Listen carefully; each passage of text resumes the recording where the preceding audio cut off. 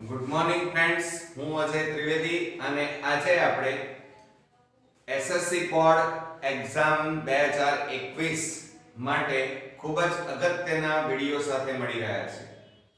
મિત્રો, 2021 બોર્ડની પરીક્ષામાં વિજ્ઞાન વિષયની અંદર આ વખતે કોરોના મહામારીના કારણે જે 30% કોર્સ આપણો કટ થઈ ગયો છે અને બાકીનો રહેલો 70% માંથી આ વખતે વિભાગ સી માં 3 માર્ક્સના જે મોસ્ટ ઇમ્પોર્ટન્ટ ક્વેશ્ચન્સ છે એ હું લઈને આજે આવ્યો છું.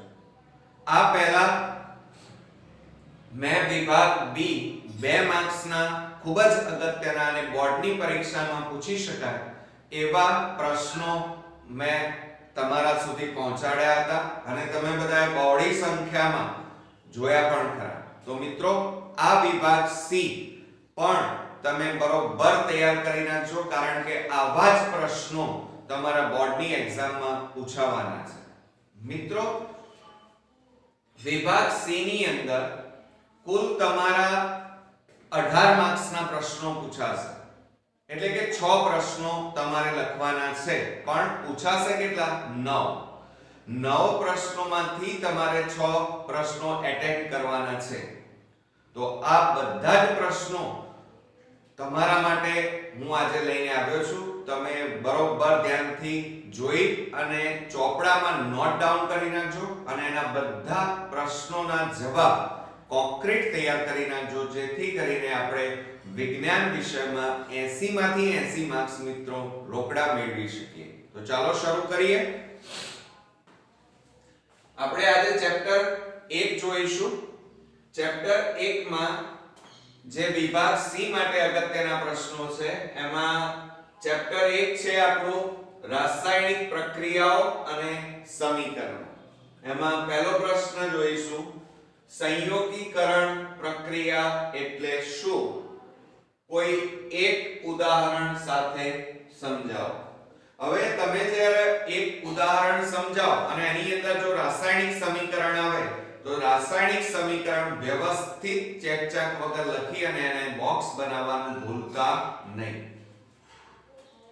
ત્યાર પછી વાત કરીએ 2 નંબરના પ્રશ્નમાં, ફેરસ સલ્ફેટ અને ગરમ કરતા થતું વિઘટન સમીકરણ સાથે સમજાવો.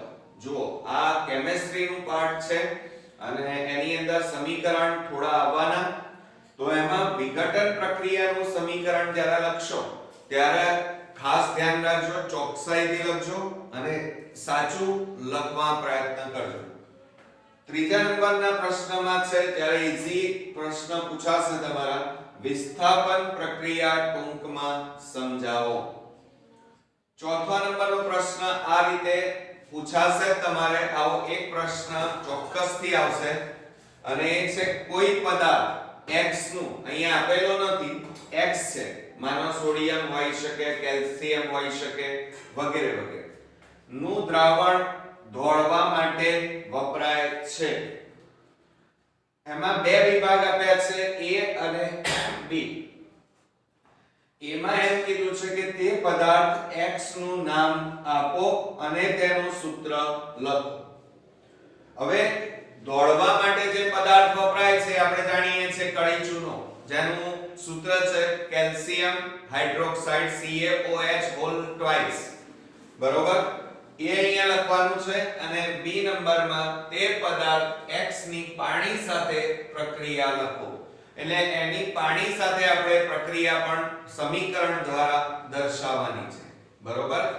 એટલે આવો આમ છે ઈઝી, પણ થોડીક તમને ઓકવર્ડ લાગી શકે, પરંતુ બહુ સરળ પ્રશ્ન પૂછાશે. ત્યાર પછી જે 3 માર્ક્સમાં પ્રશ્નો પૂછાય છે એમાં ત્રીજા પાઠમાંથી પૂછાશે. ત્રીજો પાઠ છે આપણો ધાતુઓ અને અધાતુઓ, એટલે કે મેટલ અને નોન મેટલ. એમાં પહેલો પ્રશ્ન છે, વૈજ્ઞાનિક કારણ આપો કે પ્લેટિનમ, સોનું અને ચાંદી ઘરેણાં બનાવવા માટે વપરાય છે. બરોબર? હવે જુઓ બીજી વાત, અહીંયા એમ કીધું છે પહેલામાં આ રીતે આપણને કીધું છે. બીજામાં એમ કીધું છે રાસાયણિક પ્રક્રિયા પૂર્ણ કરી સમીકરણ સંતુલિત કરો. હવે અહીંયા આપણને જે ડાબી બાજુ આપેલી છે અને જમણી બાજુ તમારે અહીંયા લખવાની છે, સંતુલિત કરવાનું છે. ZnS એટલે કે ઝીંક સલ્ફેટ વત્તા ઓક્સિજન gives ખાલી જગ્યા કહેવાય અને એ તમારે અહીંયા પૂરું કરવાનું છે. અને આ લખાઈ જાય એટલે તમે આ રીતે બોક્સ બનાવવાનું અને એની નામ આ ઝીંક સલ્ફેટ છે તો નીચે લખવાનું ઝીંક સલ્ફેટ, ઓક્સિજન છે તો ઓક્સિજન અને એને આ બંને વચ્ચે રાસાયણિક પ્રક્રિયા થઈ ઝીંક ઓક્સાઇડ બને તો અહીંયા લખવાનું ZnO અને સાથે સાથે SO2 બનશે તો SO અહીંયા લખવાના. બરોબર? તો આ રીતે આપણે રાસાયણિક સમીકરણ અહીંયા સંતુલિત કરવું પડશે. બીજા નંબરનો પ્રશ્ન છે ક્ષારણ વિશે ટૂંકમાં સમજાવી. ક્ષારણ એટલે એક જાતનો કાટ કહેવાય.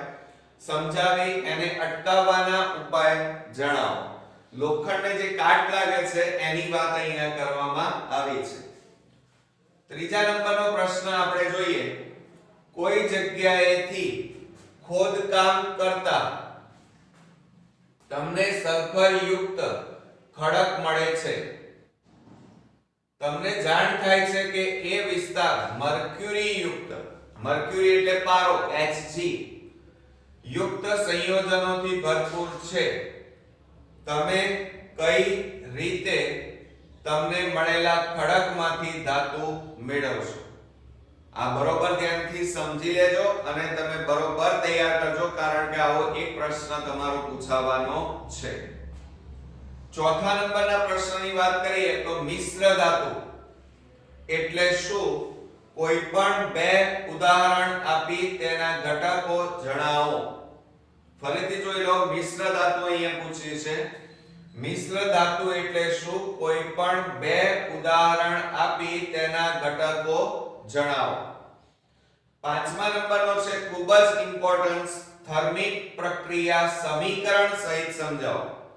આ કેમિસ્ટ્રીના પાઠ છે અને એની અંદર રાસાયણિક સમીકરણ આવશે એટલે અહીંયા આપણે રાસાયણિક સમીકરણ સાથે સમજાવવાના છે. જો સમીકરણ નહીં લખેલું હોય તો તમારા માર્ક્સ પૂરા નહીં મળે મિત્રો.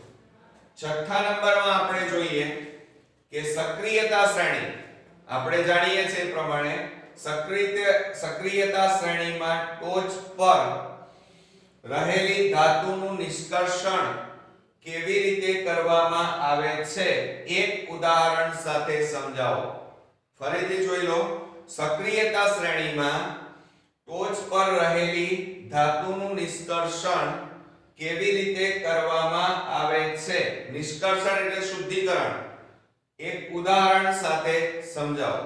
મિત્રો જ્યાં ઉદાહરણ માંગ્યું હોય ત્યાં ખાસ તમારે લખવાનું અને એક માંગ્યું હોય તો એક લખવાનું. જો તમને બે બરોબર પાકા આવડતા હોય તો જ તમારે બે ઉદાહરણ દર્શાવવાના.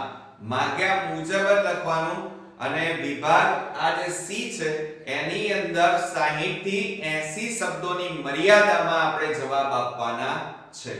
તો હવે આપણે નેક્સ્ટ પાર્ટ જોઈએ. હવે મિત્રો આપણે 7મા ચેપ્ટરમાંથી મોસ્ટ ઇમ્પોર્ટન્ટ ક્વેશ્ચન્સ હું તમને અહીંયા બતાવી દઉં. આપણું 7મું ચેપ્ટર છે નિયંત્રણ અને સંકલન. હવે એની અંદરથી મોટા ભાગે આકૃતિ લક્ષી તમારા ક્વેશ્ચન્સ પૂછાશે. એમાં મોસ્ટ ઇમ્પોર્ટન્ટ છે અને એ છે માનવ મગજની રચના વર્ણવો. એમાં માનવ મગજની આકૃતિ તમે ખાસ તૈયાર કરજો કારણ કે આ પ્રશ્ન 500% તમારો પૂછાવાનો છે એટલે એ આકૃતિ તમને પર્ટિક્યુલર આવડવી જોઈએ અને એટલા માટે તૈયાર કરજો. બીજા નંબરમાં છે મનુષ્યમાં જોવા મળતી અંતઃસ્ત્રાવી ગ્રંથિમાંથી કોઈ પણ ત્રણના, હવે આપણે જાણીએ છીએ ત્રણના નામ તેમાંથી ઉત્સર્જિત થતા કોઈ એક અંતઃસ્ત્રાવ અને તેના કાર્ય કોષ્ટક સ્વરૂપે રજૂ કરો. પણ તમારે શું કરવાનું? મનુષ્યની પાચન ગ્રંથિઓ જેટલી 9 છે. દાખલા તરીકે આપણે જાણીએ છીએ એડ્રિનલ ગ્રંથિ છે, પિટ્યુટરી ગ્રંથિ છે, શુક્રપિંડ, અંડપિંડ છે, થાઇમસ ગ્રંથિ છે. બરોબર? તો આ બધી યકૃત, સ્વાદુપિંડ, આ બધી ગ્રંથિઓના તમારે નામ એના અંતઃસ્ત્રાવો અને એના કાર્યનો જે કોઠો અંદર આપેલો છે એ તમારે ખાસ તૈયાર કરી દેવાનો. આમાંથી તમારે પૂછાવાનું ચોક્કસ છે. ત્યાર પછી ત્રીજા નંબરનો પ્રશ્ન, ચેતાકોષની આકૃતિ દોરી તેના વિવિધ ભાગ અને કાર્ય જણાવો. બરોબર.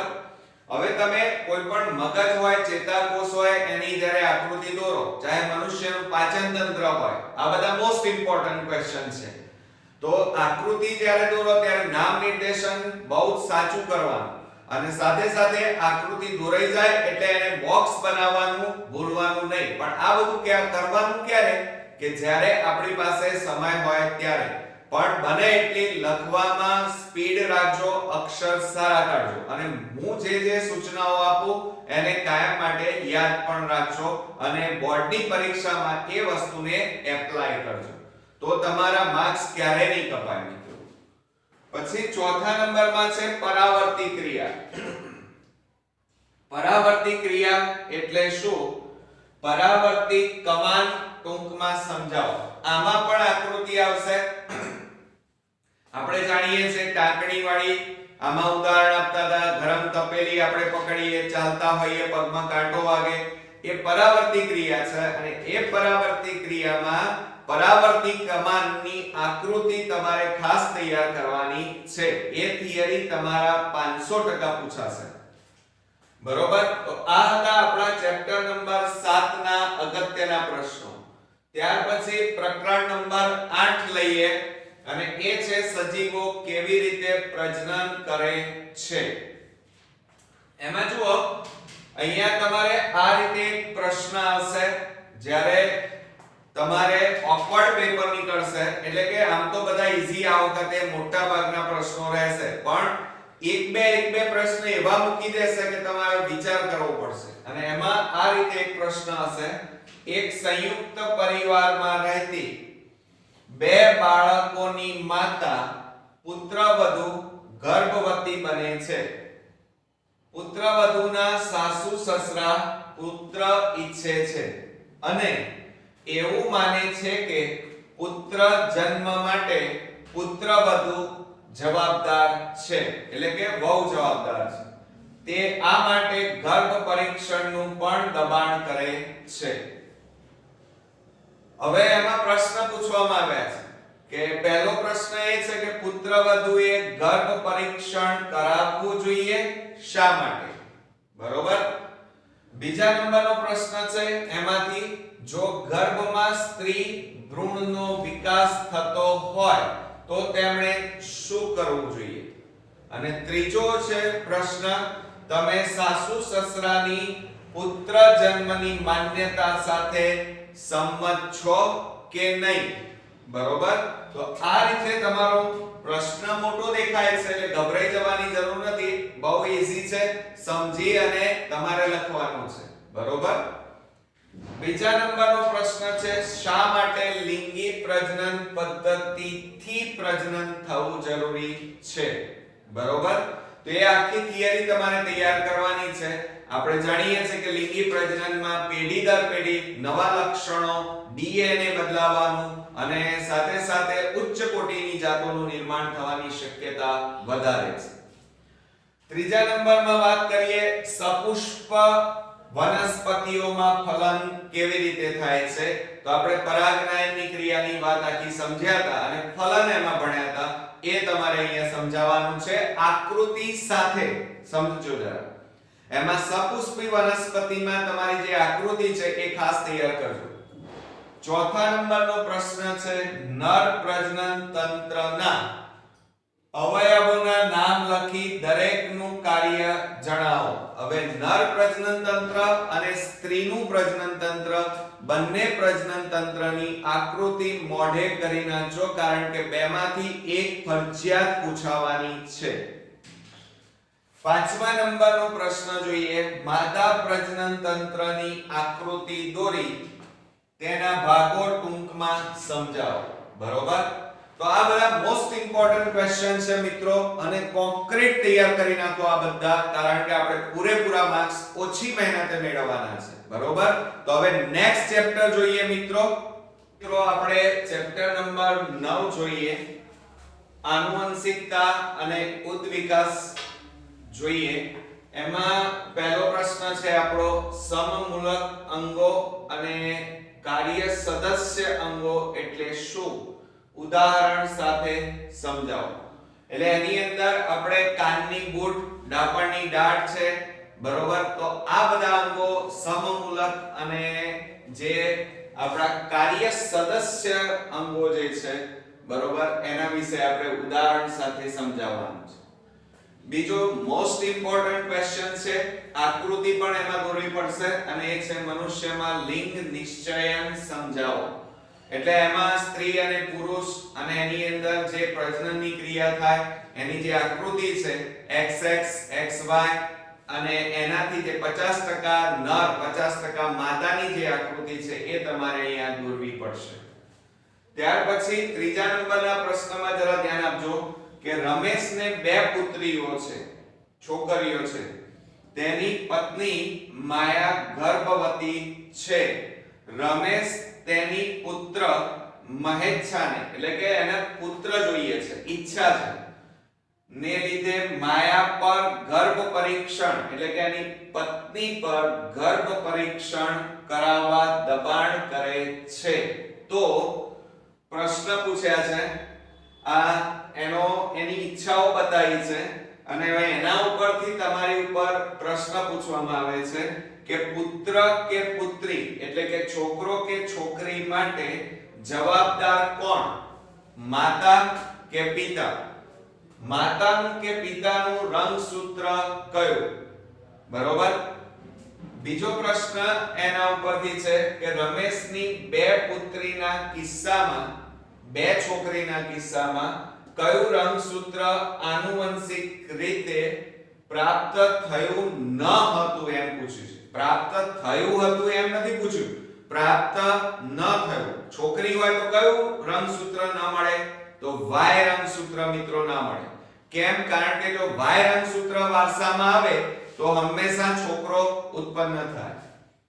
ત્રીજા નંબરનો C વિભાગમાં પાછો પ્રશ્ન છે કે ગર્ભ પરીક્ષણ ગેરકાયદેસર છે, શા માટે? બરોબર. એટલે આવો એક પ્રશ્ન તમારે પૂછાશે.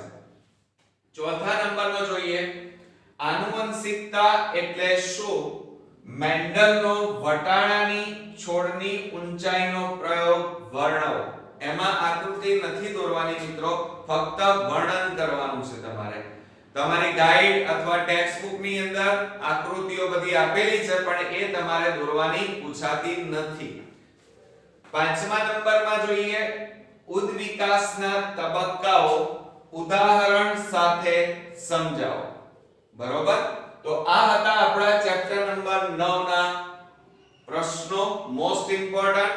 હવે આપણે ફિઝિક્સ તરફ આગળ વધવાના છીએ, પ્રકરણ નંબર 10 અને એ છે બહિર્ગોળ લેન્સ અને અંતર્ગોળ લેન્સનો પાઠ આપણે છે અને એમાંથી આપણે પહેલો પ્રશ્ન જોઈશું, પરીક્ષા માટે ખૂબ ઇમ્પોર્ટન્ટ. બહિર્ગોળ લેન્સની સામે એક વસ્તુને મુખ્ય કેન્દ્ર F1 અને પ્રકાશીય કેન્દ્ર O ની વચ્ચે મુકતા મળતા વસ્તુના પ્રતિબિંબની આકૃતિ, કિરણાકૃતિ એટલે શું? આકૃતિ દોરવાની છે અને સાથે સાથે તમારે આકૃતિ દોર્યા પછી વસ્તુનું તમારે પ્રતિબિંબનું સ્થાન, પ્રતિબિંબનો પ્રકાર, પ્રતિબિંબનું કદ એ તમારે અહીંયા દર્શાવવાનું છે. પરિમાણ એટલે કદ કહેવાય. બીજા નંબરમાં આપણે જોઈએ, આ મોસ્ટ ઇમ્પોર્ટન્ટ છે, આવો જ એક પ્રશ્ન તમારે પૂછાશે જ આકૃતિ વાળો. બીજું છે કાચના લંબઘન ચોસલામાંથી પ્રકાશનું વક્રીભવન આકૃતિ દોરી સમજાવો. અહીંયા આકૃતિ ફરજિયાત છે મિત્રો, એટલે આકૃતિ બરોબર તૈયાર કરજો અને એમાં ભૂલ ન પડે એનું ખાસ ધ્યાન પણ રાખજો. ત્રીજા નંબરમાં જોઈએ, અંતર્ગોળ લેન્સ દ્વારા વસ્તુના જુદા જુદા સ્થાનો માટે મળતા પ્રતિબિંબની કિરણાકૃતિ દોરો. આ પણ ખૂબ અગત્યનો છે, એટલે આ ફિઝિક્સના ચેપ્ટરમાં આકૃતિઓ ખાસ તૈયાર કરવાની છે. હવે આપણે ચોથા નંબરનો પ્રશ્ન જોઈએ. હવે આપણે ચોથા પ્રશ્નમાં જોઈએ તો લેન્સનો પાવર P કહેવાય એટલે શું તેનો SI એકમ જણાવી તેનો કેન્દ્ર લંબાઈ સાથેનો સંબંધ દર્શાવતું સૂત્ર લખો. ફક્ત અહીંયા સૂત્ર લખવાનું છે, સૂત્ર તારવવાનું નથી. બરોબર? તો આ હતા ચેપ્ટર નંબર 10 પ્રકાશનું પરાવર્તન અને વક્રીભવનના મોસ્ટ ઇમ્પોર્ટન્ટ બોર્ડની એક્ઝામ માટેના પ્રશ્નો. હવે નેક્સ્ટ ચેપ્ટર આપણે જોવા જઈ રહ્યા છીએ. હવે ફ્રેન્ડ્સ આપણે ચેપ્ટર નંબર 12 જોઈએ. ચેપ્ટર નંબર 12 ફિઝિક્સ એટલે કે ભૌતિક વિજ્ઞાનમાં વિદ્યુત ચેપ્ટરમાંથી. હવે જુઓ એમાં અગત્યના પ્રશ્નો છે. પહેલો છે અવરોધોના શ્રેણી જોડાણ માટે સમતુલ્ય અવરોધનું સૂત્ર તારો. મોસ્ટ ઇમ્પોર્ટન્ટ છે મિત્રો, તૈયાર લખીને ખાસ કરજો. ત્યાર પછી બીજા નંબરનો પ્રશ્ન છે અવરોધોના સમાંતર જોડાણ માટે સમતુલ્ય અવરોધનું સૂત્ર તારો. આમાં પણ આપણે સૂત્ર તારવવાનું છે, એટલે તમે ખાસ લખીને આ સૂત્રો તૈયાર કરી નાખજો ખાસ. ત્રીજા નંબરમાં જુઓ પરિપથ આકૃતિમાં ઘટકોની સંજ્ઞાઓ પરથી કોઈ પ્રશ્ન પૂછાઈ શકે છે. એટલે કે પરિપથ વાળી જે આકૃતિઓ છે એ તમને આપેલી હશે અને એના ઉપરથી તમારે પ્રશ્નો પૂછાશે. તમે ખાસ ટેક્સ્ટબુકમાં અને ગાઈડમાં ખાસ જોઈ લેજો. ચોથા નંબરનો છે ઓહમનો નિયમ સમજાવો. મોસ્ટ ઇમ્પોર્ટન્ટ આ તૈયાર કરી નાખજો. પાંચમા નંબરમાં એક દાખલો આવશે અને એ છે પુસ્તકમાં, ધ્યાન રાખજો 12.5 પુસ્તકમાં 12.5 ને લગતા દાખલા સિવાયના પોઈન્ટમાંથી એક દાખલો પૂછાઈ શકે છે. એટલે કે 12.5 ને લગતા જે દાખલા છે એ સિવાયનો કોઈ એક દાખલો તમારે પૂછાશે. બરોબર? તો આ હતો આપણો ચેપ્ટર નંબર 12 ફિઝિક્સ. હવે આપણે બાયોલોજીમાં લાસ્ટ જે વનસ્પતિ શાસ્ત્ર છે એની અંદર ચેપ્ટર નંબર 14 ઊર્જાના સ્ત્રોતો, અને એમાં પહેલો જોઈશું અતુલભાઈનું. આવો એક પ્રશ્ન પૂછાશે. અતુલભાઈનું વીજળીનું બિલ ઘણું વધારે આવે છે. તરુણભાઈ તેમને સરકાર શ્રીની સબસિડીનો લાભ લઈને સોલર પેનલ લગાવવાની સલાહ આપે છે. આમ કરવાથી તેમના વીજળીના બિલમાં ઘણો ફાયદો થયો. અને એના ઉપરથી તમારે બે પ્રશ્નોના જવાબ આપવાના છે. પહેલો પ્રશ્ન છે સોલર પેનલમાં ઊર્જાનું કયું રૂપાંતર જોવા મળે છે? તો આપણે જાણીએ છીએ સોલર પેનલમાં સૌર ઊર્જાનું યાંત્રિક ઊર્જામાં એટલે કે વિદ્યુત ઊર્જામાં રૂપાંતર થાય છે. બીજા નંબરમાં જુઓ એક સોલર સેલમાંથી આશરે કેટલા વોટ વિદ્યુત પાવર પેદા થાય છે? ત્રીજા નંબરનો છે સોલર પેનલની મર્યાદા જણાવો. એટલે તમારે આ રીતે પ્રશ્ન આપેલો હશે અને એના ઉપરથી આ રીતે A B C એમ પ્રશ્નો પૂછેલા હશે અને એના જવાબ તમારે લખવાના છે. બીજા નંબરમાં જુઓ કે સમુદ્રમાંથી મળતી ઊર્જાના વિવિધ પ્રકારો સમજાવો. હવે સમુદ્રમાંથી મળતી ઊર્જાના વિવિધ પ્રકારો તમારે લખવાના છે. ત્રીજા નંબરના પ્રશ્નમાં જુઓ નીચેના પ્રશ્નોના જવાબ આપો. પહેલો છે સૂર્ય કુકર કયા સિદ્ધાંત પર કાર્ય કરે છે? બીજા નંબરમાં સૂર્ય કુકર વાપરવાના બે ફાયદા જણાવો. બરોબર મિત્રો? હવે પરીક્ષાની અંદર જ્યારે તમે લખવા બેસો ત્યારે આ બધા પ્રશ્નો લખવાની કોઈ જરૂર નથી. ડાયરેક્ટ જવાબ લખવાના. જવાબ 1, જવાબ 2, જવાબ 7, જવાબ 10, જવાબ 15. ક્યારે પ્રશ્નો નહીં લખવાના. યાદ રાખજો, ખોટો ટાઈમ વેસ્ટ કરવાનો નથી. આપણે ટાઈમને બચાવવાનો છે. તો હવે આગળ આપણે ચોથો પ્રશ્ન જોઈએ. હવે મિત્રો આપણે ચોથા પ્રશ્ન તરફ આગળ વધીએ. 14મા પ્રકરણમાં ચોથો પ્રશ્ન, ઊર્જાના વિવિધ સ્ત્રોતો દ્વારા આપણા પર્યાવરણને કેવી રીતે નુકસાન પહોંચે છે. 5મા નંબરમાં છે ઊર્જાનો ઉત્તમ સ્ત્રોત કોને કહેવાય. ઉત્તમ બળતણ પસંદ કરતી વખતે તમે કઈ કઈ બાબતોનું ધ્યાન રાખશો. બરોબર. તો આ હતા આપણા વિભાગ સી માં 3 માર્ક્સના મિત્રો ક્વેશ્ચન. 60 થી 80 માર્ક્સની મર્યાદામાં આપણે લખવાના હતા, એટલે કે 60 થી 80 શબ્દોની મર્યાદામાં. અને આ વિભાગમાં 9 માંથી 6 પ્રશ્નો તમારે લખવાના છે. 3 તમારે વધારાના આવશે. બહુ સાચી વાત અને સારી વાત કહેવાય. સાથે સાથે મિત્રો આ જે આઈએમપી પ્રશ્નો મેં આ વિભાગના બી વિભાગ અને સી વિભાગના તમને આપ્યા છે, એમાં જે પેપર સેટર હોય એ બે ટૂંકા પ્રશ્નો ભેગા કરી અને બીજા વિભાગમાં પણ પૂછી શકે, અને મોટો પ્રશ્ન હોય 3 માર્ક્સનો એ ટુકડા કરી અને વિભાગ બી માં પણ પૂછી શકાય.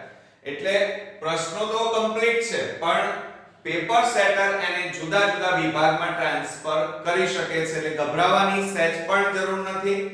આ વિભાગના પ્રશ્નો તમે બરોબર તૈયાર કરી નાખો એટલે બોર્ડની પરીક્ષામાં તમે પૂરેપૂરા માર્ક્સ મેળવી શકો. બરોબર છે. અને સાથે સાથે તમે મારો વિભાગ બી કદાચ જો જોવાનું તમારે રહી ગયું હોય, વિભાગ એ જોવાના બાકી હોય, તો મિત્રો સનરાઈઝ સ્કૂલ ઈડર અને વેદ ક્લાસીસ ઈડર માં તમે મેં મૂકેલા છે વિભાગ એ અને વિભાગ બી ના મોસ્ટ ઇમ્પોર્ટન્ટ ક્વેશ્ચન્સ અને જવાબ સાથે. અને મિત્રો આ તો વિભાગ સી, અને હવે ટૂંક સમયમાં હું વિભાગ બી ના મોસ્ટ ઇમ્પોર્ટન્ટ ચેપ્ટર વાઇઝ પ્રશ્નો લઈને આવવાનો છું. તો આ બધા જ વિડિયો તમે કદાચ ન જોયા હોય તો જોઈ લેજો. તમારા ફ્રેન્ડ સર્કલમાં પણ સબસ્ક્રાઇબ કરજો, અને તમને મારા વિડિયો કેવા લાગે છે એ કોમેન્ટ બોક્સમાં લખવાનું જરૂર રાખજો અને લાઈક કરતા રહેજો. તો નેક્સ્ટ આપણે વિડિયોમાં વિભાગ ડી સાથે ફરી મળીશું. ત્યાં સુધી ગુડ નાઈટ મિત્રો.